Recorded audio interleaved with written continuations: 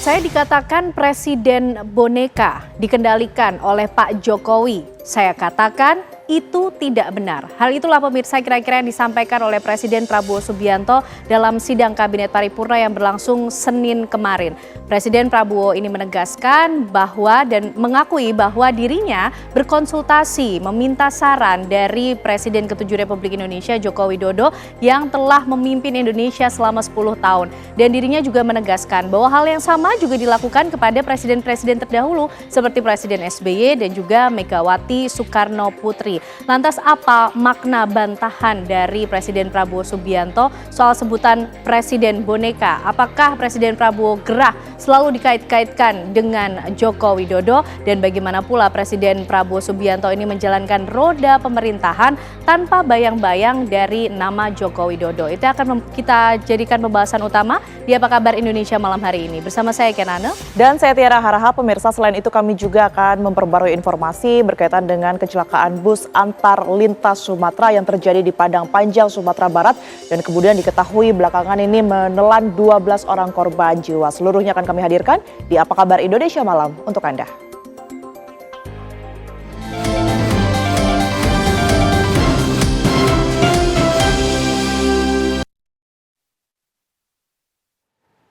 Pasca peristiwa tembakan peringatan menewaskan remaja berusia 15 tahun saat hendak membubarkan tawuran pada hari Minggu kemarin, Kapolres Pelabuhan Belawan AKBP Oloan Siahaan resmi dinonaktifkan.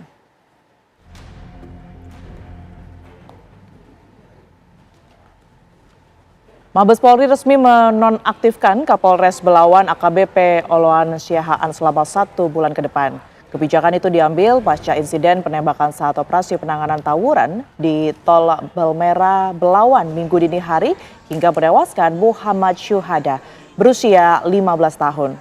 Penonaktifkan AKBP Oloan Siahaan dari jabatannya ini sebagai Kapolres langsung disampaikan oleh Kapolda Sumatera Utara Irjen Pol Wisnu Hermawan Febrianto. Penonaktifan tersebut bersifat sementara sebagai langkah transparansi dalam proses pemeriksaan. Saat ini pemirsa, Polda Sumatera Utara pun membentuk tim khusus guna mengusut kasus tewasnya korban. Seperti yang diketahui, peristiwa itu terjadi di Jalan Tol Belawan. Mobil Kapolres Pelabuhan Belawan bersama ajudannya melihat sekelompok remaja tawuran. AKBP Oloan Siahaan pun memberikan tindakan peringatan untuk membubarkan. Lantaran tembakan peringatan 3 kali ke atas tidak dihiraukan dan mobil dinas Kapolres justru dilempari dengan batu dan petasan, membuat Kapolres Pelabuhan Belawan memberikan tindakan tegas terukur hingga menyebabkan 1 remaja tewas.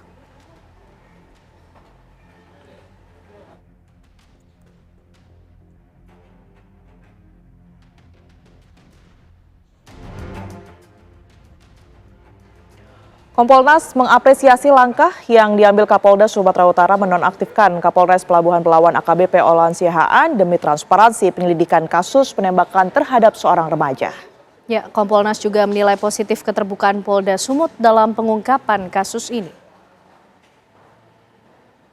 Mabes Polri, Pak Kapolres sementara sebulan dulu untuk dinonaktifkan, masih dalam rangka pemeriksaan. Ya, pemeriksaan sebulan dulu ya. Ini arahan dari Mabes Polri karena yang menentukan jabatan Kapolres dari Mabes Polri. Ini tadi disampaikan oleh Pak Anam adalah dalam rangka transparansi dan akuntabilitas. Jadi supaya nggak terganggu. Tetapi kami menempatkan 1 perwira di sana untuk menjabat sebagai Kapolres ya dalam rangka pelayanan Polri di wilayah Belawan. Kami ucapkan terima kasih kepada Pak Kapolda dan jajaran ya menjamin ada ruang akuntabilitas dan transparansi dalam proses ini. Termasuk ketika kami datang ke sini, ya ngobrol sama beliau, ya udah kita umumin aja bahwa memang ada Kompolnas, ada Irwasum, ada tim pemeriksa yang lain. Menurut saya itu satu langkah yang positif. Jaminan bahwa memang proses ini diharapkan memang ada akuntabilitas dan transparansinya. Itu yang pertama. Yang kedua, ya sebelum berangkat kami juga ngecek ternyata memang Pak Kapolres dinonaktifkan dari jabatannya. Menurut saya ini juga langkah positif sebenarnya. Kenapa menjadi langkah positif? Itu untuk juga menjamin bahwa semua proses yang nantinya kami lakukan ya itu juga tidak ada pengaruh dari Pak Kapolresnya, dan itu sebagai jabatan ya. Dan menurut saya itu juga langkah yang menjamin akuntabilitas dan transparansi. Belasan orang termasuk 2 anak-anak meninggal dunia setelah bus antar lintas Sumatera terbalik di Padang Panjang, Sumatera Barat. Diduga kecelakaan tersebut terjadi akibat rem bus blong.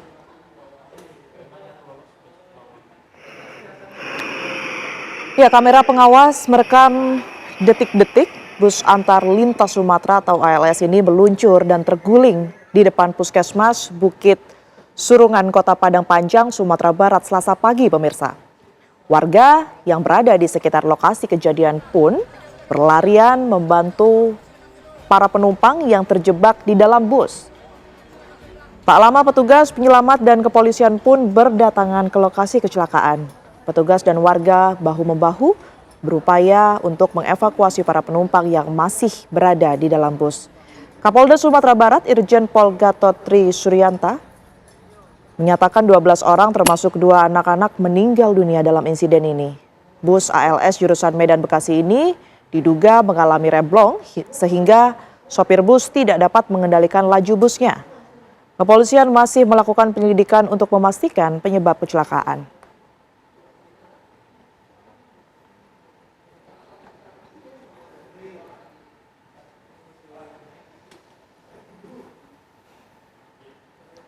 Belasan orang meninggal dunia dalam insiden kecelakaan bus ALS di Padang Panjang, Sumatera Barat. Proses evakuasi berlangsung dramatis karena sejumlah korban terjepit badan bus. Tim dari Basarnas berupaya mengevakuasi sejumlah penumpang yang masih berada di dalam bus ALS jurusan Medan Bekasi yang terbalik di Bukit Surungan, Padang Panjang, Sumatera Barat. Bus naas ini terguling dan mengalami kerusakan yang parah. Tim Basarnas menemukan sejumlah penumpang yang terjepit badan bus. Mereka pun berupaya mengevakuasi. Penumpang yang berhasil dievakuasi pun dibawa ke rumah sakit terdekat. Akibat kecelakaan bus ALS, belasan penumpang meninggal dunia dan puluhan mengalami luka-luka.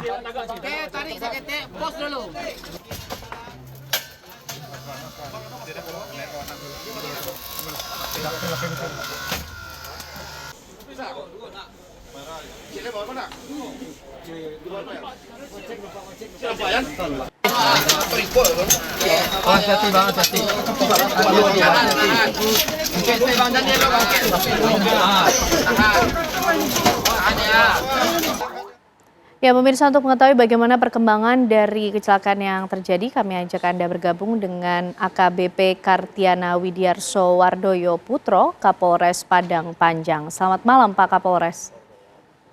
Selamat malam, Mbak. Ya, Pak Kapolres, kami ingin tahu terlebih dahulu bagaimana sejauh ini update terbaru dari jumlah korban, Pak.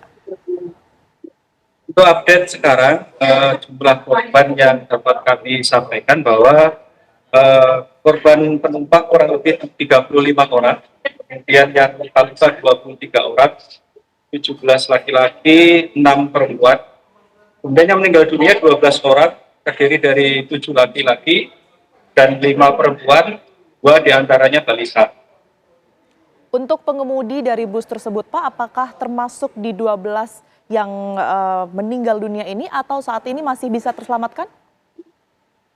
Untuk kondisi pengemudi saat ini sedang di perawatan dan dirujuk ke Padang, karena tadi perlu penanganan lebih lanjut di Padang. Oke. Pak Kapolres, untuk semua korban utamanya yang meninggal ini semua teridentifikasi sudah dan kembali kepada keluarga seperti apa rencananya? Untuk jumlah korban meninggal 12 orang, tadi dari tim DPI dan identifikasi kami segera mendatakan dan 12-nya sudah terdata. Dan dari pihak keluarga sebagian sudah datang di RSUD Kota Padang Panjang dan sebagian malam ini akan dibawa langsung oleh keluarga korban menuju ke rumah duka masing-masing. Saat ini yang akan diambil kurang lebih ada 8, yang 4 masih kita tinggal di RSUD Padang Panjang. Apabila sampai malam nanti akan kita simpan dulu di Rumah Sakit Bayangkara yang ada di Padang. Baik, Pak Kapolres, untuk penyelidikan sementara mungkin dari pihak kepolisian ini apa sudah diketahui penyebab dari kecelakaan tersebut?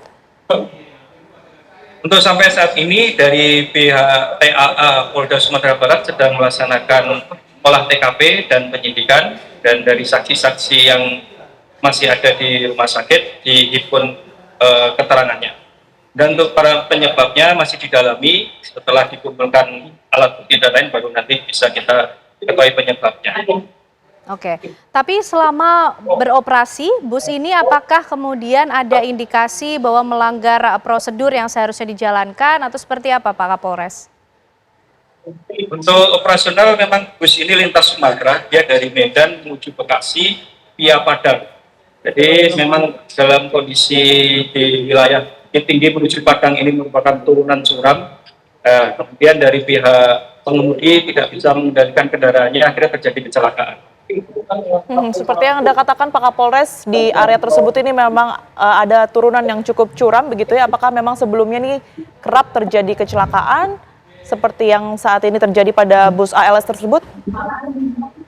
Kalau dari wilayah hukum Polres Padang Panjang, yaitu yang menghubungkan antara Bukit Tinggi dengan Kota Padang, memang jalur turunan tajam kurang lebih 45 derajat. Jadi memang kondisi kontur inilah yang menyebabkan kendaraan sering panas remnya, jadi harus disiapkan tempat istirahat untuk mendinginkan remnya. Oke. Karena di beberapa kejadian, kurang lebih dalam 1 tahun ini, ada beberapa kali kejadian yang menyebabkan laka gugur ataupun laka tubuh. Baik, terima kasih informasi yang sudah diberikan untuk kami di Apa Kabar Indonesia Malam, Kapolres Padang Panjang AKBP Kartiana Widiarso Wardoyo Putro. Sehat selalu Pak Kapolres.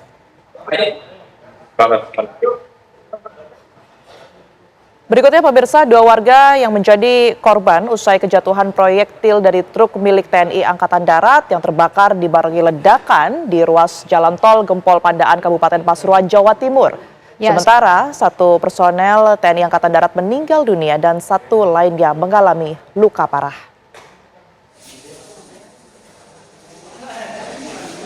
Seorang warga desa Winong, Kecamatan Gempol, Kabupaten Pasuruan, Jawa Timur menjadi salah satu korban terkena ledakan amunisi.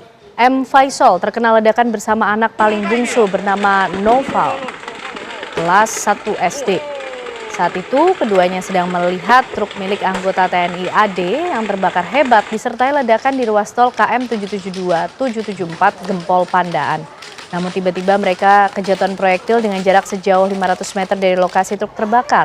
Awalnya lukanya tak dirasa, namun selang kemudian terasa panas dan terpaksa dibawa ke medis terdekat. Selain itu 2 personel di dalam kendaraan yakni sopir serta Avisilia dan pendamping Serma Dino berupaya menyelamatkan diri. Namun keduanya mengalami luka parah dan segera dilarikan ke IGD Rumah Sakit Pusdik Bayangkara Porong. Meski mendapat penanganan medis dari tim dokter jaga, nyawa Serka Untung Avisila tidak tertolong dan dinyatakan meninggal dunia. Sementara Serma Dino mengalami patah tulang pada paha kanan dan masih menjalani perawatan intensif.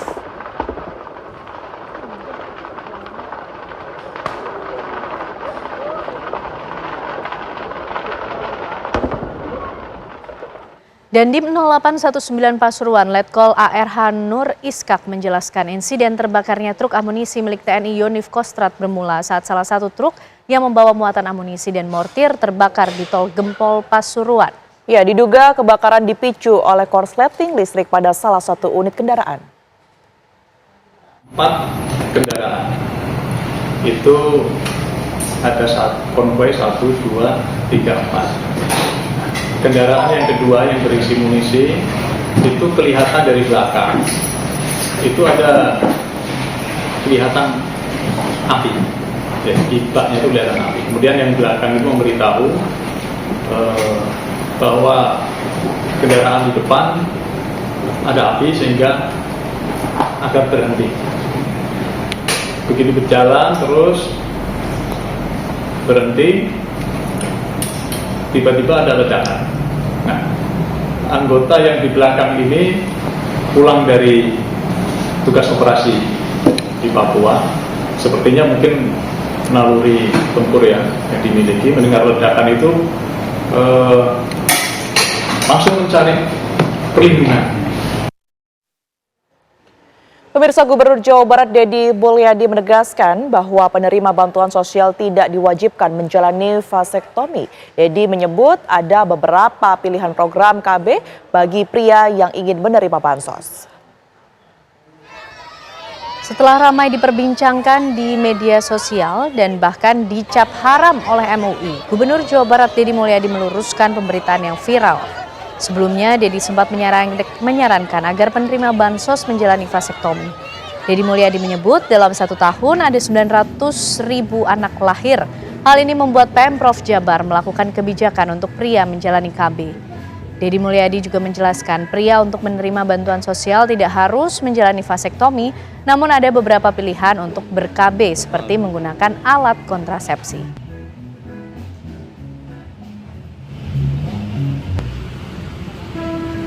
Nah kan apa artinya sih bantuan beasiswa, rumah rakyat miskin, jaminan kesehatan, jaminan pendidikan, jaringan listrik, jaringan air bersih, bantuan pangan. Kalau jumlah anaknya bertambah terus, kan tidak akan bisa meningkatkan derajat ekonominya. Nah, sehingga saya menyampaikan agar penerima bantuan Provinsi Jawa Barat ini ber-KB. Dan saya harapkan yang ber-KB itu suaminya. Jangan sampai selalu ber-KB itu yang menjadi beban istri. Jenis KB-nya apa? Ya tergantung pengennya apa. Kan bisa pakai pengaman. Pemirsa, pembahasan rancangan Undang-Undang Perampasan Aset masih menjadi tarik ulur di Senayan. Di tengah kondisi darurat tindak pidana korupsi, Presiden Prabowo Subianto pun menegaskan komitmennya untuk mengebut pengesahan regulasi perampasan aset koruptor. Ya, lantas apa penyebab mandeknya pembahasan RUU perampasan aset di DPR? Haruskah Presiden Prabowo menerbitkan Perpu?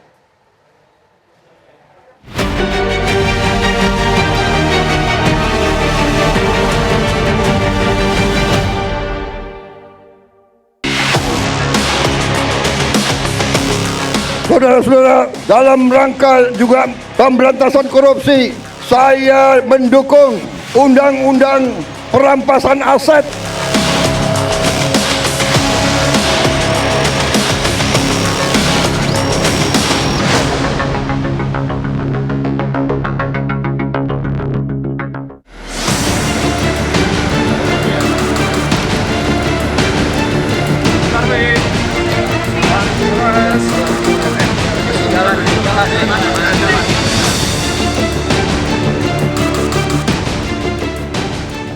Di tengah korupsi yang merajalela, pembahasan rancangan Undang-Undang Perampasan Aset masih menjadi tarik ulur di Senayan.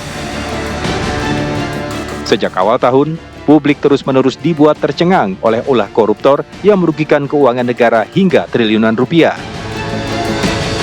Perkara rasuah terjadi di berbagai sektor, mulai dari perbankan, lembaga pembiayaan negara, minyak dan gas, hingga lembaga yudikatif. Kasus korupsi kakap membuat amarah publik meluap. Pejabat negara yang semestinya bertanggung jawab mengelola dana publik malah bersiasat mencuri uang rakyat. Maka harapannya dengan semangat inisiator awal dari pemerintah untuk membangun komunikasi dengan pihak DPR legislator, maka ini tidak hanya sekedar omon-omon saja harapannya, sehingga segera direalisasikan dengan melihat kejahatan korupsi sekarang yang nilai kerugiannya begitu fantastis ya. Maka harapannya ini dapat segera menjadi formula khusus agar kejahatan korupsinya juga ikut turun ya. Karena para pelaku kejahatan korupsi itu sendiri tidak dapat menikmati hasil kejahatan korupsinya. Presiden Prabowo Subianto meyakini salah satu cara jitu memerangi korupsi yang menggerogoti negeri adalah dengan memiskinkan para pelakunya. Kepala negara pun kembali menegaskan komitmennya untuk mengebut pengesahan regulasi perampasan aset. Saudara-saudara, dalam rangka juga pemberantasan korupsi, saya mendukung Undang-Undang Perampasan Aset. Saya mendukung. Enak aja, udah nyolong nggak mau kembalikan aset, gue tarik aja deh itu. Setuju? Namun komitmen Prabowo tampaknya belum sejalan dengan sikap partai koalisi penyokong pemerintah di DPR. Perjalanan panjang rancangan Undang-Undang Perampasan Aset dimulai pada tahun 2008 ketika Pusat Pelaporan dan Analisis Transaksi Keuangan PPATK mulai mengkaji kebutuhan perundang-undangan yang mengatur perampasan aset dari hasil tindak pidana. Setelah kajian selama beberapa tahun, baru pada tahun 2012 RUU Perampasan Aset resmi diajukan ke Senayan untuk dimasukkan ke dalam program legislasi nasional atau Prolegnas. Selama bertahun-tahun, RUU Perampasan Aset tak kunjung dibahas serius oleh DPR. Pemerintah mengirim surat presiden ke DPR. Namun, sampai kini, nasib pembahasan RUU Perampasan Aset masih tak kunjung beranjak maju. Bahkan DPR tak memasukkan RUU tersebut ke dalam Prolegnas prioritas tahun 2025. Lantas, apa sebab mandeknya pembahasan RUU Perampasan Aset? Kita tentunya juga membahasnya kan harus memperhatikan asas prudent, asas kehati-hatian, dan juga harus memperhatikan inti daripada undang-undang pidana tersebut. Ada sejumlah klausul dalam RUU Perampasan Aset yang diduga memicu perdebatan di Senayan. Salah satunya mengenai pengaturan mekanisme hukum perampasan aset tanpa tuntutan pidana. Anggota Dewan yang menolak beralasan, klausul itu berpotensi menimbulkan masalah HAM dan bertentangan dengan prinsip peradilan yang jujur, adil, serta asas praduga tak bersalah. Inti daripada penyitaan dan perampasan di mana para pencari keadilan itu juga akan diperhatikan. Nah, ini kan akan memudahkan nanti semua. Misalnya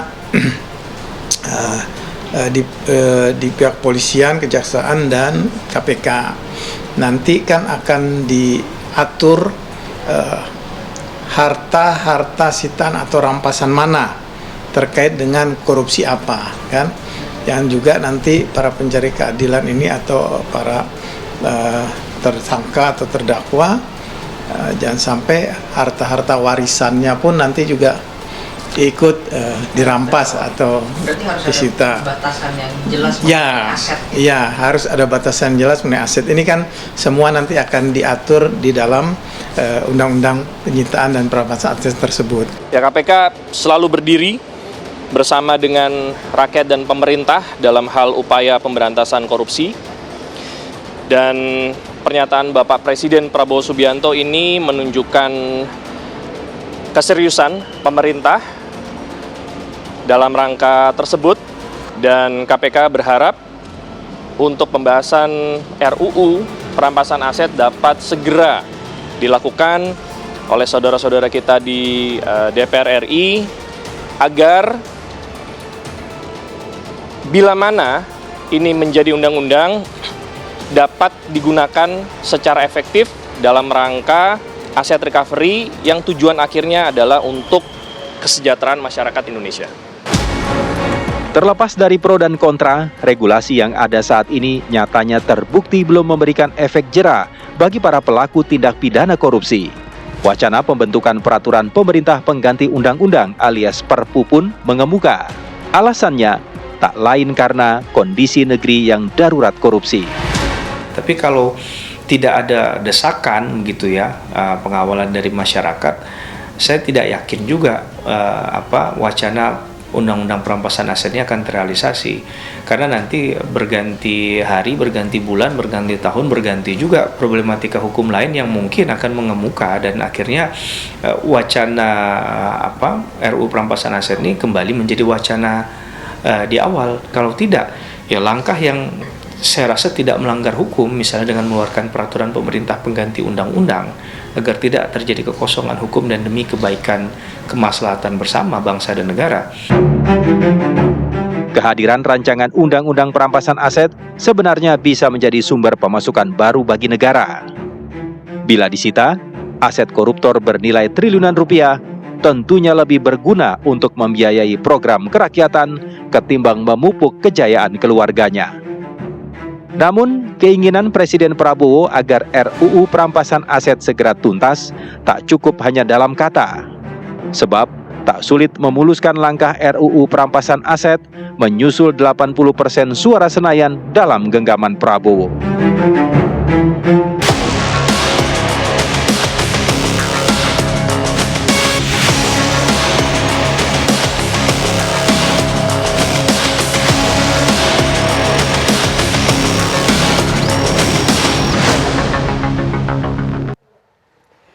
Pemirsa, Presiden Prabowo Subianto menghadiri acara Halal Bihalal Purnawirawan TNI Angkatan Darat di Balai Kartika, Jakarta Selasa sore. Bismillahirrahmanirrahim. Sejumlah pejabat turut hadir dalam Halal Bihalal, mulai dari Wakil Presiden ke-6 Tri Sutrisno, Menko Infrastruktur dan Pembangunan Kewilayahan Agus Harimurti Yudhoyono, Penasehat Khusus Presiden Jenderal TNI Purnawirawan Wiranto, hingga Panglima TNI Jenderal Agus Subianto, dan Kapolri Jenderal Polisi Listio Sigit Prabowo. Saat tiba di Balai Kartini, Presiden Prabowo langsung menyalami sejumlah tamu yang hadir. Prabowo pun mengambil tempat duduk di samping Wakil Presiden ke-6 RI Tri Sutrisno. Selamat sore, selamat datang Presiden Republik Indonesia yang kami banggakan. Dan pelaksana tugas Ketua Umum PPAD serta segenap tamu Purnawirawan Haji Prabowo Subianto. Dalam acara Halal Bihalal Purnawirawan TNI Angkatan Darat di Balai Kartika, Jakarta Selasa sore, Presiden Prabowo Subianto menegaskan adanya upaya pecah belah dan kelengahan di petinggi-petinggi yang lupa rancang bangun pendiri bangsa. Sesudah kita berjuang, sesudah kita memberi semua masa muda kita kepada negara, kita lihat, loh, negara saya ini yang dibangun oleh darah, keringat, air mata, Sudirman, Slamet Riyadi, Ngurah Rai, Walter Monginsidi, ribuan pemuda, pemudi, kok sekarang begini? Kita bangun dan kita lihat kekayaan bangsa, kok kekayaannya tidak dirasakan oleh rakyat kebanyakan.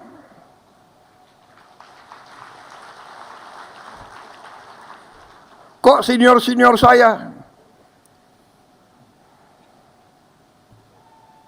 banyak yang begitu pensiun, hidupnya susah, rumahnya masih kontrak.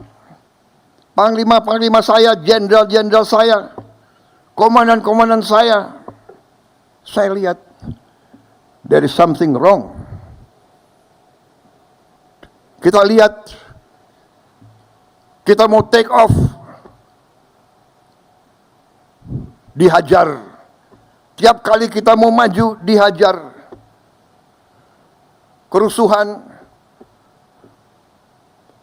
perang saudara, pemberontakan, suku lawan suku, agama lawan agama, nggak jelas. Tapi kita sebagai jenderal, kita sebagai prajurit, kita lama-lama kita belajar. Oh, rupanya ini kita ini dari ratusan tahun di Veda et Impera, di Veda et Impera, di Veda et Impera, kita selalu dipecah belah, dipecah belah, dan dipecah belah. Dan karena kita dipecah belah, tidak ada, maaf, harus saya katakan, terjadi suatu kelengahan, di mana elit kita kadang-kadang lupa dengan rancang bangun perjuangan pendiri-pendiri bangsa kita. Saudara-saudara kita, saudara-saudara sekalian,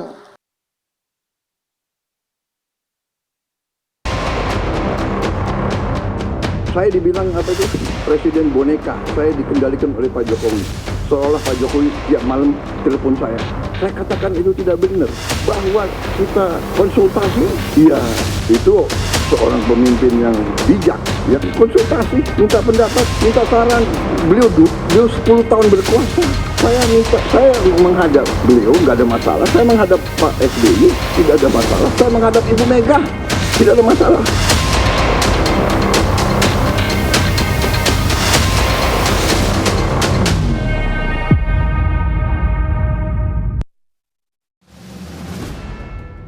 Hubungan akrab antara Prabowo dan Jokowi menjadi sesuatu yang baru dalam sejarah politik Indonesia.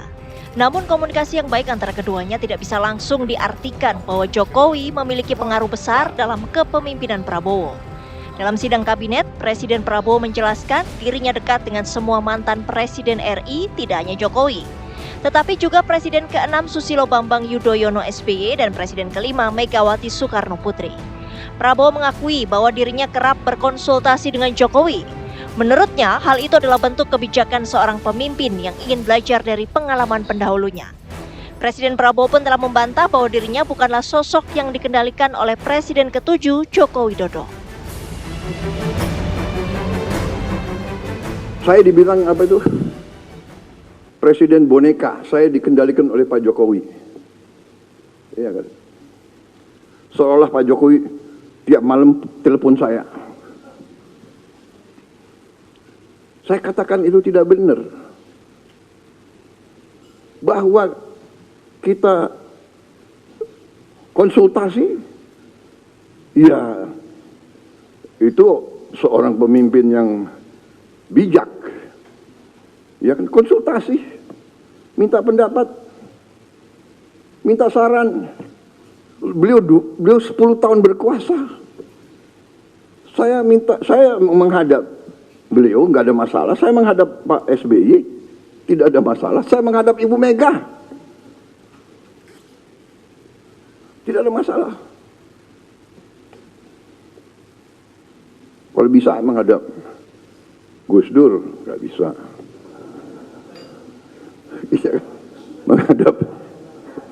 Menghadap Pak Harto, iya kan, menghadap Bung Karno kalau bisa. Loh, minta pandangan, minta saran. Pak Jokowi berhasil 10 tahun, orang suka tidak suka. Masalah ijazah dipersoalkan. Nanti ijazah saya ditanya-tanya.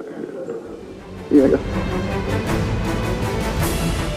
Lantas bagaimana pemerintah meredam persepsi publik dan bagaimana langkah Presiden menjalankan pemerintahnya bahwa tidak ada satupun pihak yang bisa mengintervensi?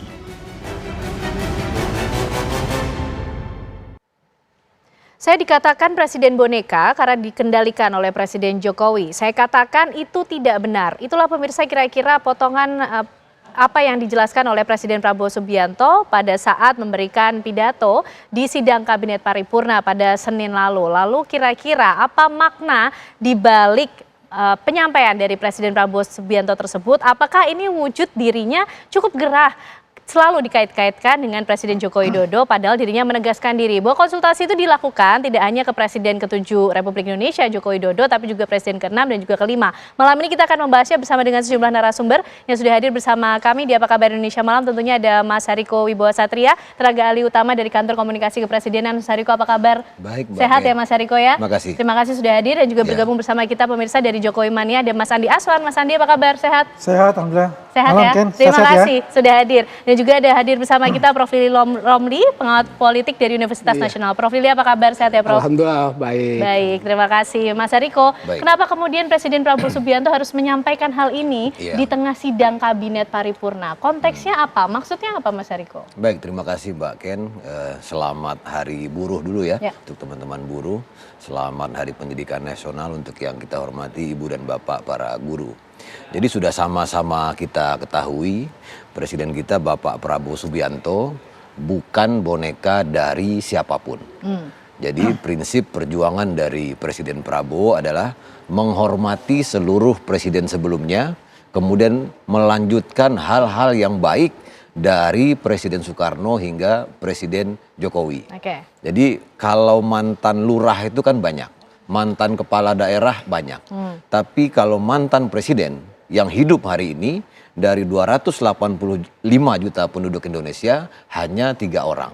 Oleh karena itu ini kan seperti kalau orang mau mengemudi pesawat itu tentu dia belajar dulu sama siapa yang pernah mengemudi pesawat terbang. Nah kan, tetapi siapa yang berada di dalam pesawat, bagaimana aturan dalam pesawat, itulah hak prerogatif dari presiden kita Bapak Prabowo Subianto. Tapi pesawatnya kemana? Pesawatnya sama. Jadi pesawat ini sama-sama menuju Indonesia Emas tahun 2045. Nah, apa buktinya kalau Presiden Prabowo itu bukan boneka dari siapapun? Jadi kalau kita perhatikan 28, lebih kurang 28 kebijakan Presiden Prabowo selama 6 bulan ini, itu betul-betul menyentuh hal-hal yang fundamental, Prof. Dan genuine khas Pak Prabowo. Apa yang khas, Mas Eriko? Misalnya sejak tahun 70, Pak Prabowo pernah diberikan makan oleh seorang petani waktu dia berdinas, kemudian dia bertekad Indonesia ini harus swasembada pangan. Maka dalam 6 bulan ini kita sudah mencapai prestasi yang belum pernah kita capai selama 57 tahun. Hari ini cadangan beras pemerintah, Prof, 3,5 juta ton. Ini yang tertinggi sepanjang 57 tahun terakhir. Bahkan semenjak ada Bulog ini, belum pernah kita mencapai prestasi setinggi ini. Dicapai dalam waktu 4 bulan. Kemudian pupuk lebih mudah diakses, kemudian harga gabah sekarang 6.500.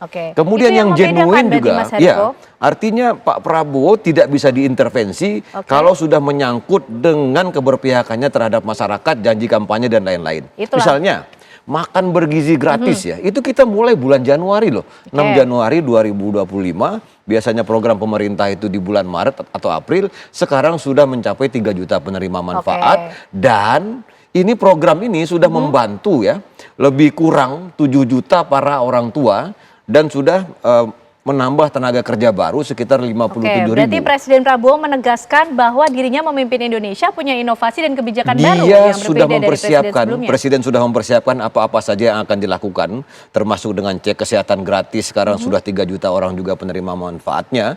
Kemudian yang sempat menjadi perbincangan terkait dengan efisiensi, itu kan ada dialektika baik dari dalam maupun dari luar. Tapi kan presiden tidak bisa diintervensi. Saya maunya efisiensi. Perjalanan dinas tidak boleh. Kemudian seminar-seminar tidak boleh. Hasilnya sekarang. Ya ini kemarin ini 2 Mei nih. Presiden baru saja meluncurkan program perbaikan sarana dan prasarana pendidikan. Kita akan memperbaiki 11.000 sekolah. Kemudian tunjangan guru ASN ditransfer langsung, Prof. Ini sudah 600, lebih kurang 600.000 sudah ditransfer.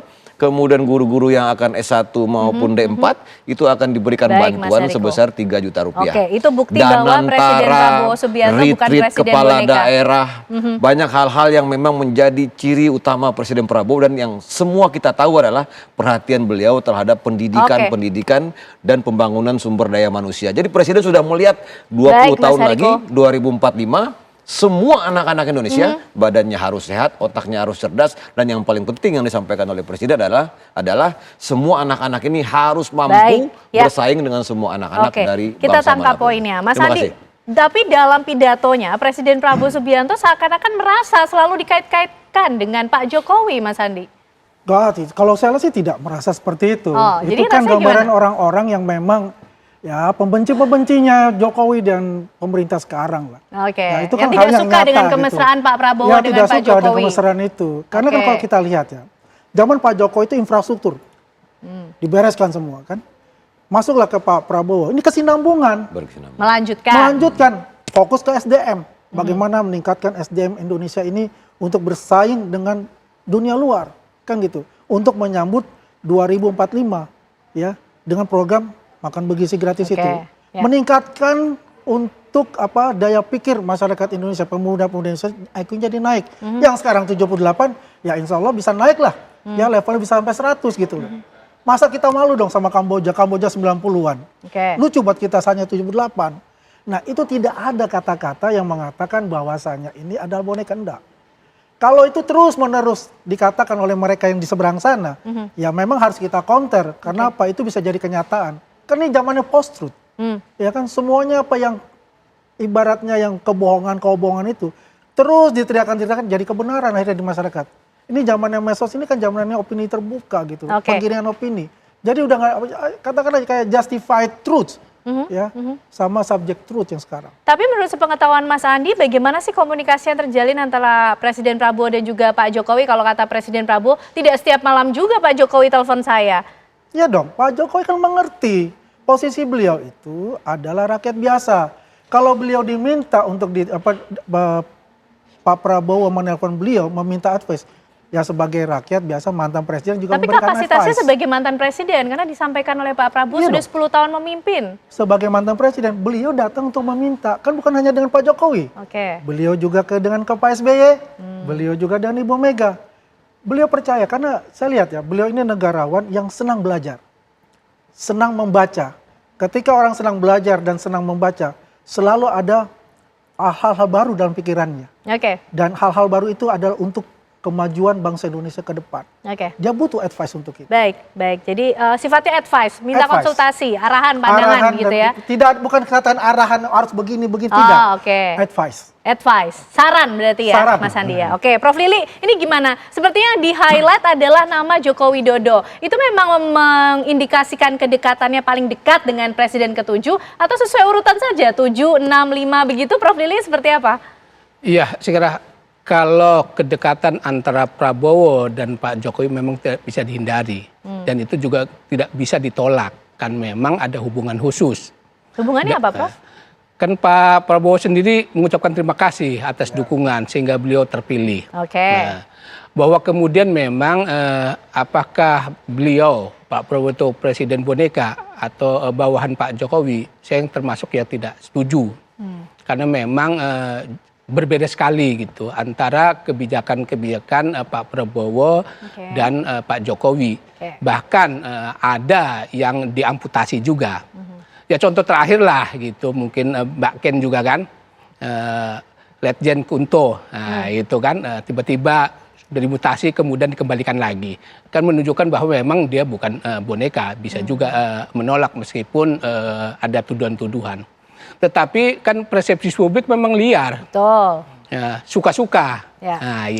Nah oleh karena itu memang saya memahami kenapa Pak Prabowo kemudian memberi respon itu. Karena kalau tidak merespon bisa merugikan Pak Prabowo sendiri. Kan kita ingat persepsi publik terhadap dua presiden. Yang pertama adalah persepsi publik terhadap Pak B.J. Habibie. Bahwa B.J. Habibie itu adalah kepanjangan tangan dari Presiden Soeharto. Padahal kebijakan kan berbeda. Ya, dia berhasil. Tetapi persepsi publik berhasil membangun bahwa B.J. Habibie adalah kepanjangan dari Pak Soeharto. Sehingga kemudian laporan pertanggungjawabannya ditolak oleh MPR dan dia tidak dipilih lagi. Yang kedua adalah Pak Jokowi sendiri sebagai bonekanya Ibu Megawati. Cuma bedanya Pak Jokowi kan nggak jawab. Karena memang persepsi publik ternyata tidak percaya. Terakhir survei lembaga survei Indonesia itu sekitar 55 sekian persen tidak percaya bahwa Pak Jokowi itu sebagai bonekanya Ibu Mega. Tetapi kemudian tindakan-tindakan Pak Jokowi memang menunjukkan memang dia bukan boneka. Bahkan anti klimaknya adalah berpisah dengan PDIP. Nah oleh karena itu saya kira apalagi apalagi kan udah dicalonkan oleh Gerindra. Udah ada deklarasi 3 partai politik untuk 2029. Kalau persepsi publik ini masih tetap percaya bahwa Pak Prabowo itu sebagai bonekanya Pak Jokowi atau bawahannya Pak Jokowi, itu tentu akan merugikan. Oleh karena perlu Pak Presiden Prabowo menyampaikan statement tersebut. Memang harus ada difference antara Pak Prabowo dengan Pak Jokowi. Kalau tidak, ini kan akan dijadikan senjata, amunisi oleh pihak oposisi atau lawan tandingnya nanti. Ini kan tinggal anak. Jangan pilih lagi karena dialah kepanjangan tangan dari presiden sebelumnya. Jadi saya pikir ini menunjukkan, kan saya lihat mimiknya kesal sekali itu kan. Pak Prabowo itu kan kesal, gerah selalu gitu. diisukan menjadi boneka dari Pak Jokowi. Padahal dia kan tadi digambarkan sebagai sosok orang yang kuat, yang berani, yang strongman, yang berani mengambil keputusan, tiba-tiba ya siapapun bisa marah gitu. Baik. Nah, yang terakhir saya kira bahwa mungkin yang lain, bahwa saya sih mengapresiasi hubungan baik antara Pak Prabowo dengan Pak Jokowi. Baik, Prof. Jangan sampai hubungan baik itu terputus. Baik, Prof Lili, sampai di situ dulu, nanti kita bahas lebih lanjut karena kita juga ingin tahu memang kedekatan dan kemesraannya Pak Prabowo dengan Pak Jokowi ini sampai sejauh mana sih, Mas Hariko, apabila kemudian konteksnya meminta saran dan juga pandangan untuk jalannya pemerintahan ke depan. Tapi usai jeda pemirsa, kami hadirkan jawabannya untuk Anda. Ya, kita akan lanjutkan pembahasan kita pemirsa malam hari ini, membahas mengenai Presiden Prabowo yang mengatakan dan menegaskan bahwa dirinya bukan presiden boneka Jokowi. Mas Hariko, kalau tadi Presiden Prabowo menyatakan konsultasinya sama Pak Jokowi tidak juga kok tiap malam telepon, tapi konsultasi dan komunikasi yang terjalin antara Pak Prabowo dan Pak Jokowi ini selama ini seperti apa sih untuk kemudian bisa mendapatkan pandangan jalannya pemerintahan Pak Prabowo sendiri, otoritas penuh dari Presiden Prabowo sendiri menjalankan pemerintahannya? Ya, hubungan keduanya ya bestie lah, sangat baik gitu ya. Jadi begini, kita sederhana saja. Apa yang terjadi kalau di sebuah kecamatan antara Pak Camat dengan mantan camat, hubungannya tidak baik. Bisa jadi banyak pembangunan, lapangan olahraga terkendala di situ. Itu baru dalam skala kecamatan. Apalagi dalam skala Indonesia, kita ini negara dengan penduduk jumlah yang terbesar di dunia, 285 juta, ada 38 provinsi, 514 kota kabupaten, ada sekitar mungkin lebih kurang 7.300 kecamatan ya, 84.000 sekian lah kelurahan. Besar sekali negara kita ini. Apa yang terjadi kalau misalnya hubungan antara Presiden Prabowo dengan Ibu Megawati tidak baik, dengan Pak SBY tidak baik, atau dengan Pak Jokowi tidak baik? Kan itu yang diinginkan segelintir orang. Nah, sekarang hubungannya sangat baik, dan memang kalau kita perhatikan apresiasi dari masyarakat, terutama netizen ya, mereka tuh kalau melihat para mantan presiden itu berfoto bersama, itu like-nya besar sekali, tinggi sekali apresiasinya. Itu yang diinginkan masyarakat. Masyarakat menginginkan, dan presiden sudah mengatakan syarat utama kemajuan bangsa kita ini adalah kerukunan antar pemimpinnya. Elitnya ini harus rukun. Karena selama ini kita mudah sekali dipecah belah. Nah, sekarang waktunya terlalu mepet ya. Kita sekarang bulan Mei 2025. Nah, 20 tahun lagi Mei 2045. Kita punya waktu 20 tahun untuk mencapai Indonesia emas ini. Makanya kalau kita, sekali lagi kami sampaikan, dari 28 kebijakan yang sudah dilakukan oleh Presiden kita Bapak Prabowo Subianto selama 6 bulan ini, di situ betul-betul tergambar karakter, kekhasan, keunikan, genuine seorang Prabowo. Ya, makan bergizi gratis itu banyak kritik, tapi jalan terus ya. Bukan dijalankan oleh mantan presiden siapapun. Bukan. Swasembada pangan, sekali lagi hari ini cadangan beras kita 3,5 juta ton. Tapi cara terbesar. konsultasinya seperti apa, Mas Hariko, ketika Pak Presiden Prabowo memohon arahan atau memohon pandangan dari mantan-mantan presiden ini, cara berkonsultasinya seperti apa sih yang dilakukan Pak Prabowo? Makasih Mbak Ken. Jadi yang kita mudah-mudahan selalu panjang umur ya. Hari ini memang ada 3 orang mantan presiden yang masih ada. Yang pertama Pak SBY, kemudian Ibu Megawati, dan Pak Jokowi. Jadi ya, ketiga orang inilah Pak Prabowo sering berkonsultasi agar negara ini tetap rukun, agar ekonomi kita baik, agar SDM kita baik. Nah, itu penting sekali. Bisa juga saya pikir penting diteladani juga di daerah ya. Kan kita juga sering mendengar ada hubungan yang kurang baik antara mantan kepala daerah dengan kepala daerah. Nah, ini sudah dicontohkan oleh Presiden Prabowo. Dan Presiden sama sekali tidak melarang para anggota Kabinet Merah Putih untuk bersilaturahmi ke rumah Ibu Megawati, ke rumah Pak SBY, ke rumah Pak Jokowi. Silakan, tidak pernah. Memang silaturahmi itu sangat bagus, dan memang kalau berdasarkan survei Harvard kemarin ya, salah satu kekuatan kita sehingga kita disebut sebagai negara nomor 1 yang paling sejahtera secara menyeluruh.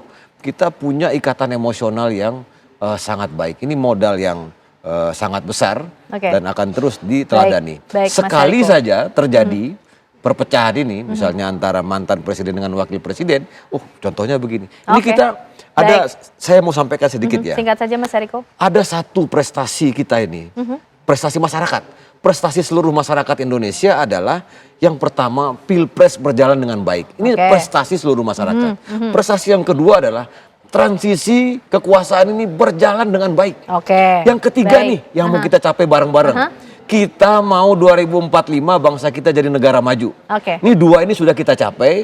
Yang terakhir ini dengan modal persatuan Pak Prabowo dengan Ibu Megawati dengan Pak SBY, kemudian dengan Pak Jokowi, mudah-mudahan keempat orang tokoh bangsa ini bareng-bareng kita mudah-mudahan 10 tahun ini ada lompatan yang besar. Baik Mas Hariko. Mas Andi, kalau katanya Mas Hariko sering kok konsultasi ke mantan-mantan presiden yang masih ada, Pak Jokowi, Pak SBY dan juga Bu Mega. Tapi kalau ke Pak Jokowi, setahu Mas Andi sesering apa? Tidak pernah kok ada larangan bagi menteri-menterinya kalau memang mau berkonsultasi langsung ke Presiden Jokowi. Bersilaturahmi. Tapi bersilaturahmi begitu kan katanya. Nah, tapi kenapa kemudian Pak Prabowo sampai harus menyampaikan di tengah sidang kabinet paripurna menjawab mengenai kegerahan dirinya dikait-kaitkan selalu dengan Pak Jokowi?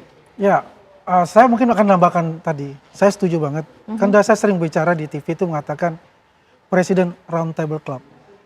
Ya kan? 4 presiden ini dipimpin oleh Pak Prabowo bertemu dalam satu meja makan misalnya. Ya. Ada nasi goreng, ada ketoprak dan sebagainya misalnya itu. Ya, berbincang-bincang tentang Indonesia ke depan. Itu langsung selesai itu. Ya, hater-haternya apa semua itu langsung selesai. Mereka akan bersatu. Itu mimpi kami dan mimpi masyarakat Indonesia pada umumnya. Ya kan? Kalau kembali ke pertanyaan tersebut, berapa sering? Hanya mereka berdua yang tahu berapa seringnya kan. Seberapa bestie gitu kalau katanya Mas Hariko, bestinya ini luar biasa. Kenapa saya bilang? Beliau rival 2014, 2019. Tapi dengan kejiwaan beliau yang besar, negarawan beliau yang besar, ya, Pak Jokowi mengundang Pak Prabowo untuk bersama-sama kita membangun Indonesia ini ke depan. Luar biasa. Tidak ada seperti presiden ini. Kalau di Amerika, the winner takes all. Ini enggak, diundang semua untuk itu. Ya. Even Ibu Mega kan juga diundang kalau untuk itu, oleh Pak Prabowo untuk hadir, untuk bisa bersama-sama membangun negara ini. Ini yang perlu dicontoh kepada generasi muda. Ya, kita harus punya persatuan dan kesatuan. Karena ini penting, karena musuh kita itu bukan di dalam negeri, musuh kita itu adalah di luar negeri. Ya, dan kita harus bersama-sama untuk itu. Itulah mimpi saya dari sampai sekarang ini, bisa bertemu dalam satu round table gitu kan. Guyup, rukun, luar biasa untuk Indonesia ke depan. Oke, baik Mas Andi. Prof Lili, apakah mimpi itu bisa terwujud? Karena kalau kita lihat, tapi intensitas yang sering disebut nama Pak Jokowi begitu. Apakah memang perlu untuk selalu sesering itu frekuensi disebutnya, dimensionnya nama Joko Widodo ini, Prof? Nah ya karena sering dimention begitu, kemudian kan persepsi publik kan nggak bisa dicegah kan. Ya. Sehingga ya beranggapan tadi bahwa ini Pak Prabowo ini dikendalikan dari luar gitu kan. Nah, oleh karena itu saya kira ke depan memang harus proporsional dalam berhubungan dengan Pak Jokowi gitu. Sebagai tindak lanjut dari ucapan Pak Prabowo bahwa bukan presiden boneka. Terus yang kedua juga kan ada gagasan dulu itu roundtable presiden atau presiden club. Saya kira kalau gagasan waktu itu awal itu ada presiden club, mungkin itu persepsi negatif itu akan terhindari gitu. Oleh karena itu saya kira memang supaya energi masyarakat ini tidak tercurah, terfokus persoalan yang sebenarnya itu sepele menurut saya gitu, tetapi kan memang digoreng gitu loh. Saya lihat di medsos itu dengan bumbu-bumbu sehingga mendramatisir sedemikian rupa yang kemudian ya bisa mendiskreditkan Pak Prabowo, dan itu tidak baik karena akan mengurangi kewibawaan, akan mengurangi ketidakpercayaan dan lain sebagainya. Itu dampaknya tentu negatif. Saya kira respon tadi harus ditindaklanjuti oleh action juga. Ya jangan berlebihan lah dalam memuji terhadap Pak Jokowi. Puji-puji juga, kalau banyak puji ke Pak Jokowi, puji harus juga ke Pak SBY dan juga Bu Mega, sehingga adil semuanya sehingga tidak ada persepsi publik kok selalu nama Joko Widodo kemudian yang disebutkan oleh Presiden Prabowo. Meskipun ada hubungan historis tadi yang sudah jelaskan, memang tidak dihindari, sehingga kemudian respon itu selalu nama Pak Jokowi yang ada, ya itu yang kemudian dimanfaatkan oleh netizen di medsosnya itu dengan segala bumbu-bumbunya lah. Dan kita tahu kan memang netizen Indonesia kan begitu gitu. Tapi penting untuk kemudian memberikan penjelasan kepada publik itu kan, penting. Kalau nggak memberikan penjelasan malahan makin menunjukkan bahwa wah ada ini memang betul sih. Saya kira udah benar itu memberikan itu respon itu. Oke, baik. Nah, kita juga masih ingin membahas ya mengenai apa yang disampaikan oleh Presiden Prabowo Subianto. Kalau kemudian membahas mengenai hubungan dengan para mantan presiden ini sebagai wujud konsultasi, meminta pandangan, meminta kemudian saran untuk jalannya pemerintahan ke depan. Kenapa kemudian Pak Prabowo harus merasa gerah sehingga perlu menyampaikan statement itu? Nah, nanti dijawabnya ya Bapak-bapak sekalian. Usai jeda pemirsa, kami kembali untuk Anda. Baik, kita lanjutkan perbincangan kita pemirsa malam hari ini dengan sejumlah narasumber yang sudah bergabung. Prof. Lili, ini kalau sifatnya konsultasi, meminta pandangan, meminta saran, tapi kenapa kok Pak Presiden Prabowo Subianto nampaknya kesannya seperti gerah juga sehingga harus memberikan statement tersebut? Pertama adalah tipe kepemimpinan Pak Prabowo kan memang segala sesuatu harus direspon dia. Nggak pernah didiamkan. Setiap peristiwa itu lihat. Nah, apalagi persoalan ini isu yang memojokkan dia sebagai presiden boneka itu. Maka otomatis siapapun orang yang punya gaya kepemimpinan yang selalu merespon dia harus jawab. Karena itu sebenarnya sekali lagi akan merugikan Pak Prabowo sendiri. Nah, persoalannya adalah setelah adanya respon tersebut ada action nggak yang menunjukkan bahwa Pak Prabowo itu memang independen. Bukan bayang-bayang oleh orang luar. Itu yang penting. Karena akan menimbulkan kontraproduktif. Ternyata kalau Pak Prabowo perilakunya selalu tetap condong kepada Pak Jokowi, ternyata wah itu berbeda apa yang diomongkan dengan tindakannya. Oleh karena itu yang tadi saya sih inginnya ke depan itu Pak Prabowo ya proporsional dalam berhubungan dengan Pak Jokowi. Karena bagaimanapun kalau dia bilang akan maju di 2009 sebagai amunisi senjata bagi pihak oposisi dan rivalnya di dalam pilpres, pasti itu dikatakan bahwa jangan pilih ini karena dia adalah kepanjangan tangan dari presiden sebelumnya. Justru bisa menjadi bumerang sendiri. Bumerang sendiri. Oleh karena itu sebenarnya respon itu adalah dalam konteks itu menghadapi pilpres 2029, bukan dalam rangka kebijakannya yang sekarang ini. Itu respon yang saya tangkap respon itu. Kita tinggal tunggu bagaimana action dari Presiden Prabowo karena statement sudah dikeluarkan, langkah yang bagus juga untuk menjawab apa yang tengah ada di persepsi publik begitu ya Prof ya? Betul itu, karena kalau nggak direspon makin liar. Baik, Prof. Romli terima kasih. Sama-sama, mohon maaf saya duluan ya. Tapi harus meninggalkan terlebih dahulu karena ada kegiatan lain. Sukses selalu untuk Tifan. Terima kasih Prof. Lili. Baik, kita lanjutkan perbincangan kita juga ke Mas Andi. Mas Andi, lalu ke depan nih seperti apa? Pak Prabowo kan kesannya seperti gerah begitu ya, selalu dikait-kaitkan dengan Pak Jokowi. Tapi pemerintahan harus tetap berjalan. Kita tunggu nanti actionnya dari Pak Prabowo. Tapi Mas Andi melihatnya nanti ke depan seperti apa? Ya kalau ke depan ya biasa-biasa saja. Nggak ada yang ini. Tetap persahabatan beliau itu tetap semakin erat. Karena beliau itu bukan persahabatan secara pribadi. Persahabatan beliau itu persahabatan untuk Indonesia ke depan. Itu yang paling utama yang kita harus catat untuk itu. Masalah kontestasi itu masih lama. Kalau ada yang genit-genit mau ikut kontestasi, sabar-sabarlah untuk itu. Jangan diganggu lah pemerintah ini. Biarlah pemerintah ini berjalan ya, membangun Indonesia ke depan ini, mencapai Indonesia emas itu. Gitu ya. Pak Jokowi juga mengatakan kalau kemarin ribut-ribut matahari kembar, matahari cuma satu. Pak Prabowo, apapun itu presiden kita dan kita akan backup penuh untuk itu. Itu penting untuk kita catat di dalam kehidupan bernegara kita. Kalau kontestasi masih lama, tapi kemudian statement yang disampaikan Pak Prabowo ini Mas Andi melihatnya maknanya seperti apa sih? Karena sepertinya Pak Prabowo gerah betul loh dikait-kaitkan terus dengan Pak Jokowi. Ya ini kontestasi masih lama betul. Kalau dikaitkan dengan Pak Jokowi ini gerah, ya kalau saya bestie ya misalnya ya, terus bestie saya ini bener gitu loh, nggak pernah neko-neko atau apa, kok difitnah gitu. Jadi ya, sebenarnya dalam rangka menjaga hubungan baik saja begitu. Gitu loh. Beliau ini beliau ini kan negarawan, semua dia baik hubungannya. Ibu Mega dia baik hubungannya, SBY dia baik hubungannya, semua dia baik dengan hubungannya. Maka itu tadi yang saya bilang cita-cita saya ini ada bertemu dalam satu round table untuk Presiden Club itu. Saya rasa itu semua hal-hal yang bersifat negatif ya terhadap Runtuh pencegahan semua. itu runtuh semua. Karena Insya Allah itu kemudian akan terjadi. Oke, karena kemudian di situ terlihat proporsionalnya tadi ya. Oke, Mas Hariko, ke depan seperti apa? Presiden Prabowo sudah menyampaikan statementnya bahwa dirinya bukanlah presiden boneka dari Joko Widodo dan Presiden Prabowo yang akan memimpin pemerintahan ke depan. Langkah-langkah dan rencana ke depan dari Pak Prabowo? Ya, pertama kalau silaturahmi Lebaran itu dianggap sebagai matahari kembar tadi ya.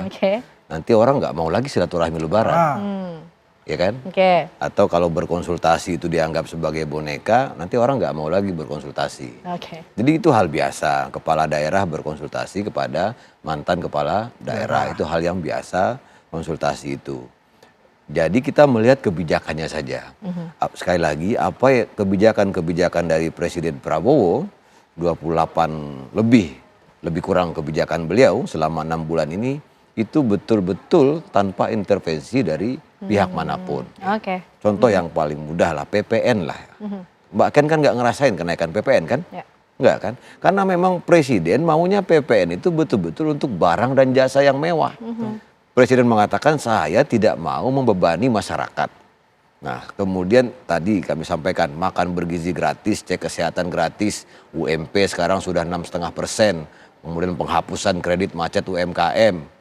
Gabah sekarang 6.500, pupuk bisa diakses langsung.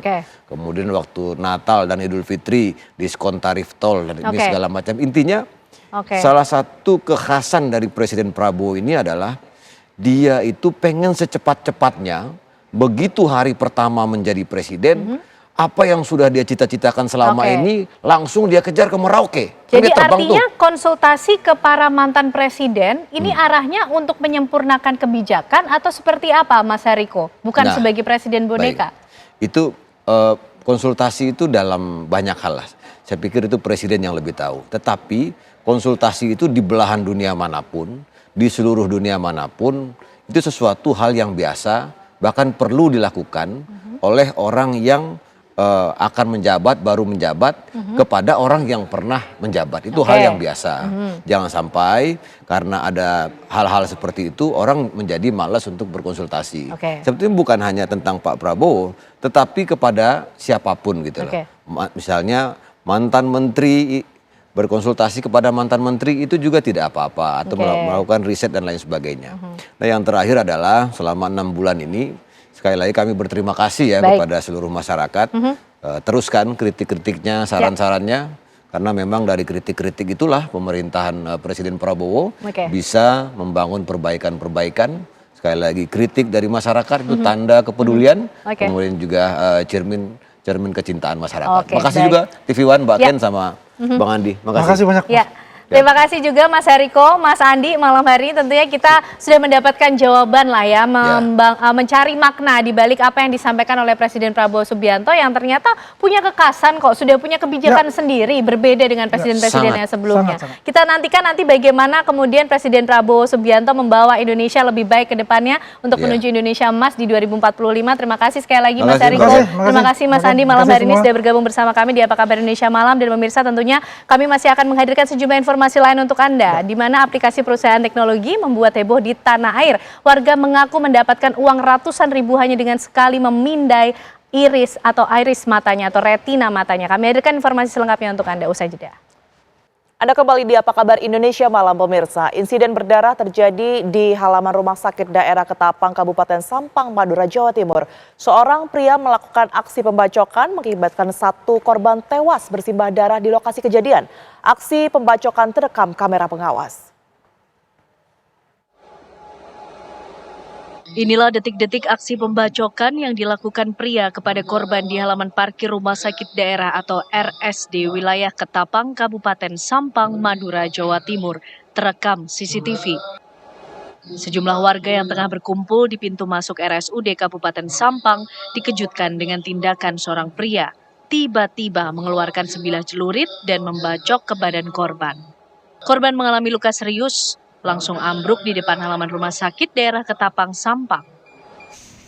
Tak berselang lama, polisi langsung mengamankan seorang pemuda berinisial FA di lokasi kejadian.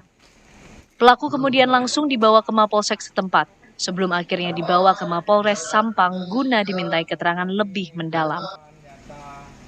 Mereka terjadi percecokan antara kedua mereka ini melalui WA. Awalnya dia cekcok melalui WA, tantang-tantangan, sehingga terjadilah pertemuan di rumah sakit itu. Pada saat itu mereka menempeleng, yaitu ditempeleng, korbannya ini adalah ditempeleng. Sehingga setelah ditempeleng dia merasa sakit hati dan dia membawa, kebetulan dia ada celurit, terus akhirnya dia dibalas dengan celurit itu, sehingga dibacoklah dengan celurit itu. Roboh di situ, tidak lama meninggal dunia di rumah sakit itu. Insiden berdarah ini dipicu saat pelaku membuat status WhatsApp di handphone kekasihnya. Status WhatsApp tersebut segera ditanggapi korban. Dianggap perkataan menyinggung perasaan, membuat pelaku dan korban saling cekcok di WhatsApp dan berlanjut korban menanyakan keberadaan pelaku. Di halaman parkir kendaraan rumah sakit daerah Ketapang, keduanya akhirnya bertemu. Cekcok mulut tak terelakkan dan korban langsung memukul pelaku. Tak terima dipukul, pelaku FA mengeluarkan sebilah celurit yang disimpan di balik bajunya dan ia langsung membacok korban.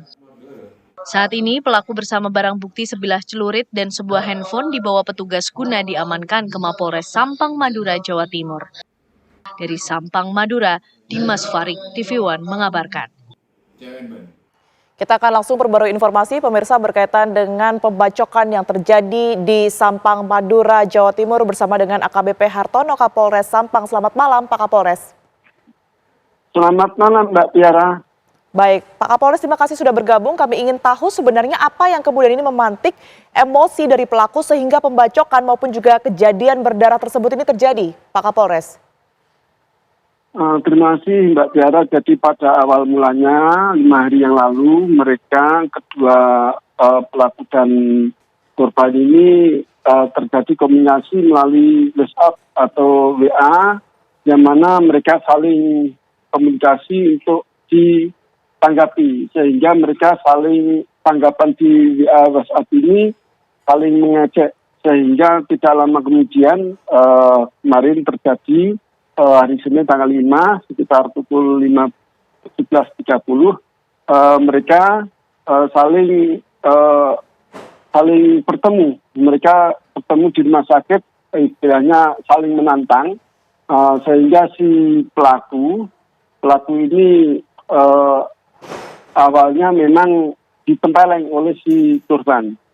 Sehingga tidak lama kemudian si korban ini langsung ditusuk pakai celuritnya, dibacok pakai celuritnya si pelaku ini. Kena dada sebelah kiri menyilang, sehingga si korban masih sempat lari, memutar, sehingga si pelaku juga ikut mengejar. Tidak lama kemudian mereka, si korban ini akhirnya jatuh. Si pelaku ini mereka sudah mengejar sehingga dengan kejadian yang ramai tersebut anggota kami dari jarak antara Polsek dengan rumah sakit sekitar 20 meter sehingga dengan kesiapsiagaan anggota kami mendatangi TKP. Selanjutnya tidak lama kemudian anggota kami mengamankan pelaku tersebut. Ejekan yang kemudian ditulis di WhatsApp atau pesan singkat tersebut apa sih Pak Kapolres sampai pada akhirnya pelaku melakukan hal tersebut begitu? Apakah memang sudah ada permasalahan sebelumnya atau bagaimana? Ini sebenarnya masih satu desa, beda dusun. Artinya saya yakin mereka saling kenal karena kalau di desa itu, satu desa itu rata-rata saling kenal, saling tahu wajah lah. Cuma di dusunnya. Ini yang pasti kami yakini. Selanjutnya di dalam saling mengecek di WhatsApp atau WA ini menggunakan bahasa Madura. Yang intinya memang temperamen tinggi mereka, sehingga yang pelaku ini kebiasaannya sehari-hari sering membawa celurit. Begitu, Mbak Tiara. Pada saat kejadian ini korban memang tidak membawa senjata juga ya Pak ya, artinya tidak bisa disebut bahwa peristiwa ini adalah carok begitu yang identik sekali dengan penyelesaian masalah di Madura, Pak Kapolres? Bukan Mbak Tiara, jadi si korban ini tidak membawa duit, artinya kalau yang dinamakan caro itu 181 atau selebihnya, dia sama-sama menggunakan senjata tajam duit yang sifatnya sudah saling tantang-tantangan. Kalau ini tidak, ini yang satu tidak siap, artinya dia hanya nempeleng, tidak tahunya mereka lawannya ini menyiapkan sendiri.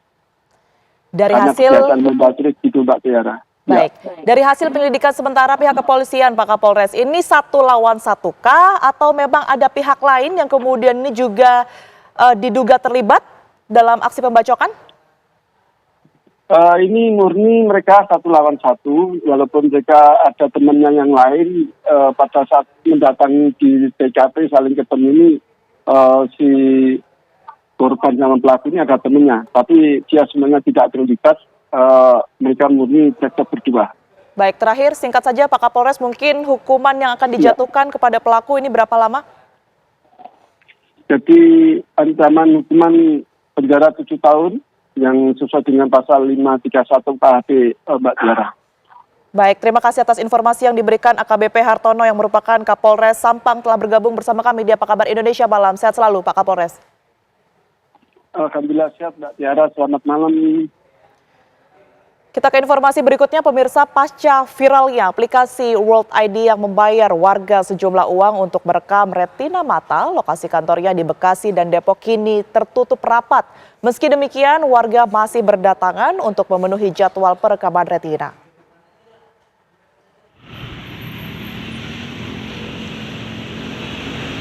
Beginilah situasi kantor World ID yang berada di Jalan Insinyur Haji Juanda, Bekasi Timur, Kota Bekasi, Jawa Barat yang sepi tanpa aktivitas apapun.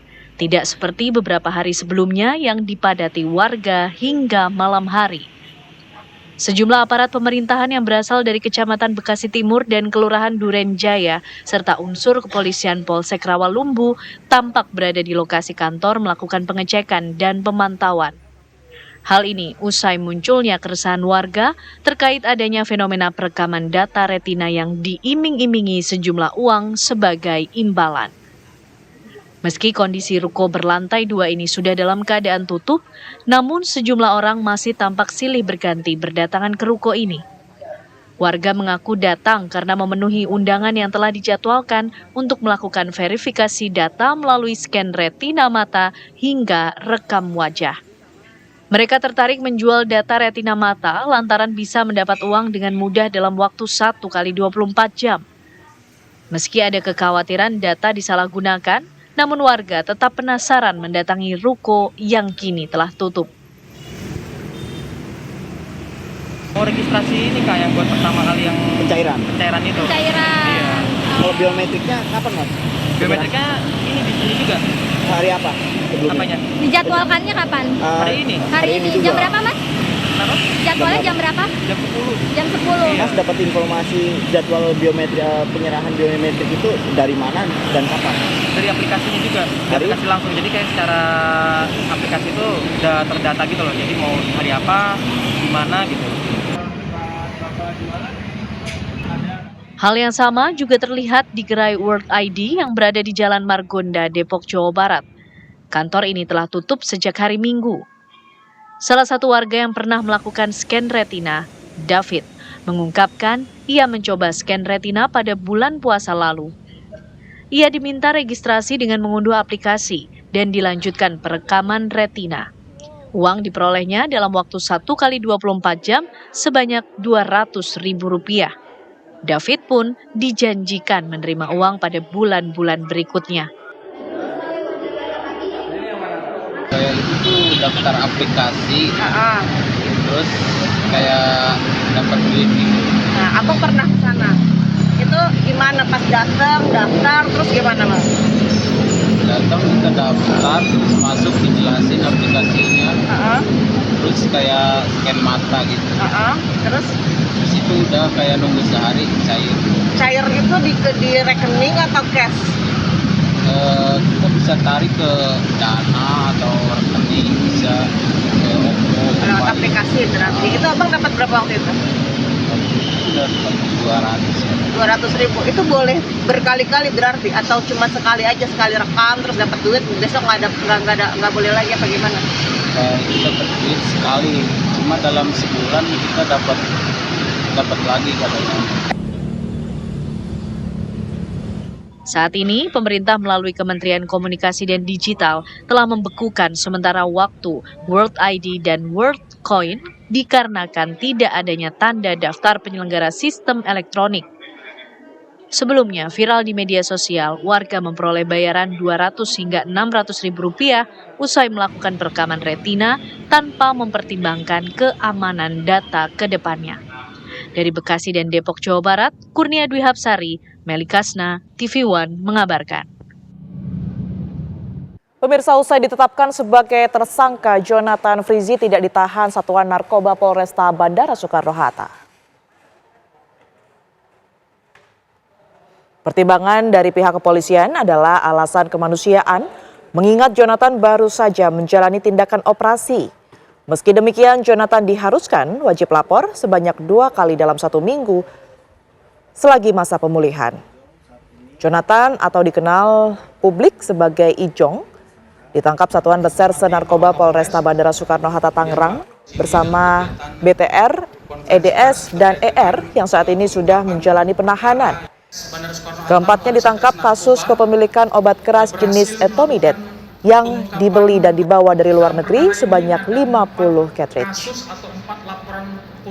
Para pelaku dijerat Undang-Undang Kesehatan Nomor 17 Tahun 2023 tentang Kesehatan Junto Pasal 55 KUHP dengan ancaman hukuman 12 tahun penjara dan denda maksimal 5 miliar rupiah.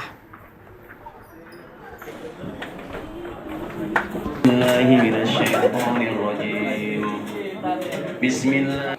Sejumlah mantan pemain Oriental Circus Indonesia atau OCI mendatangi Barreskrim Mabes Polri pada Selasa siang.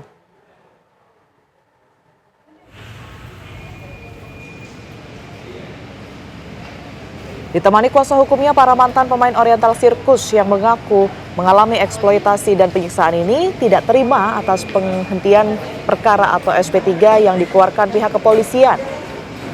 Mereka berharap kasus ini dapat dibuka kembali dengan mengirimkan surat kepada Kapolri Jenderal Listio Sigit Prabowo. Kuasa hukum para korban mengaku heran atas SP3 padahal kasus yang diadukan para korban pada tahun 1997 waktu itu adalah pasal 277 dan 351 KUHP tentang menghilangkan identitas seseorang serta penganiayaan. Korban dan kuasa hukum juga menolak jika harus kembali membuat laporan polisi karena akan tersangkut dengan pasal kadaluarsa di mana perkara ini sudah lebih dari 20 tahun.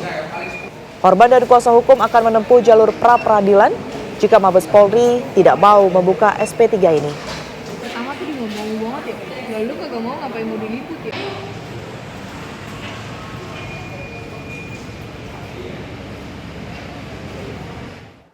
Kita beralih ke informasi lainnya, pemirsa. Presiden Prabowo Subianto menghadiri acara Halal Bihalal Purnawirawan TNI Angkatan Darat di Balai Kartika, Jakarta, Selasa sore. Sejumlah pejabat turut hadir dalam Halal Bihalal, mulai dari Wakil Presiden ke-6 Tri Sutrisno, Menko Infrastruktur dan Pembangunan Kewilayahan Agus Harimurti Yudhoyono, Penasihat Khusus Presiden Jenderal TNI Purnawirawan Wiranto, hingga Panglima TNI Jenderal Agus Subianto dan Kapolri Jenderal Polisi Listio Sigit Prabowo. Saat tiba di Balai Kartini, Presiden Prabowo langsung menyalami sejumlah tamu yang hadir. Prabowo pun mengambil tempat duduk di samping Wakil Presiden ke-6 Republik Indonesia, Tri Sutrisno. Dan pelaksana tugas Ketua Umum PPAD serta segenap.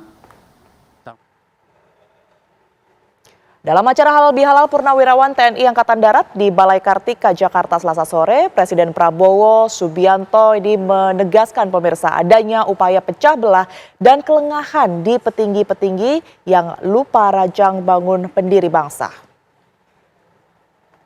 Sesudah kita berjuang, sesudah kita memberi semua masa muda kita kepada negara, kita lihat, loh, negara saya ini yang dibangun oleh darah, keringat, air mata,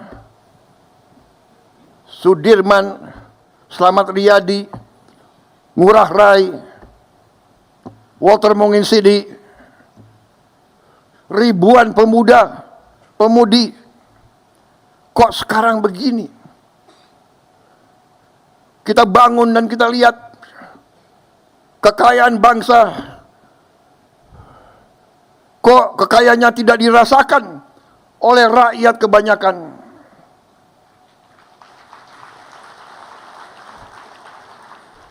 Kok senior-senior saya banyak yang begitu pensiun, hidupnya susah, rumahnya masih kontrak. Panglima-panglima saya, jenderal-jenderal saya, komandan-komandan saya lihat there is something wrong. Kita lihat, kita mau take off, dihajar.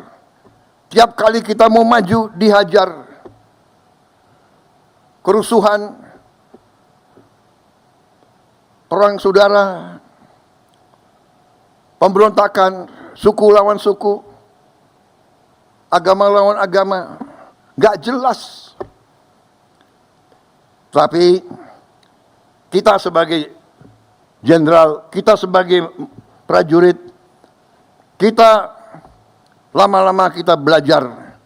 Oh, rupanya ini kita ini dari ratusan tahun di Veda et Impera, di Veda et Impera, di Veda et Impera, kita selalu dipecah belah, dipecah belah, dan dipecah belah. Dan karena kita dipecah belah, tidak ada,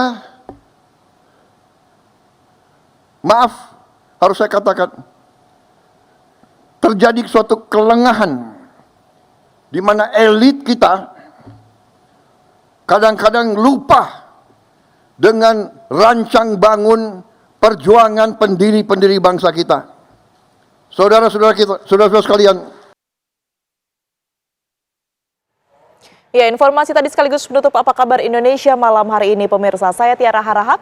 Dan saya Kenana, pemirsa, pamit undur diri. Namun sesaat lagi Anda dapat menyaksikan program Catatan Demokrasi bersama dengan Andromeda Merkuri dan juga Maria Asegaf yang mengangkat tema mengenai Deddy Mulyadi mau bansos, vasektomi dulu. Akhir kata pemirsa, kami pamit undur diri. Terima kasih, selamat malam. Sampai jumpa.